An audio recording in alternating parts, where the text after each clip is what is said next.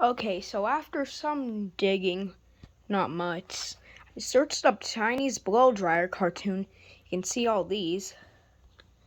But when we actually scroll down, yes, it's in related. This was 1 year ago. I watched some of it.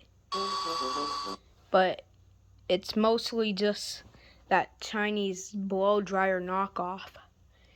So yeah, you can do what I did. Oh, and they made another one. Yo, 是没有。110 is probably that 911 number in China. So yeah, it's made by this dude who uploaded it. So yeah, you can try that. Because that's how I found this. So yeah.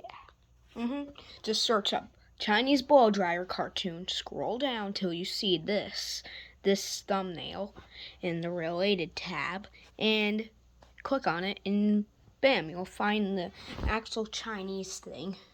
Now there's no captions in it because they already put Chinese captions. So you could try translating it.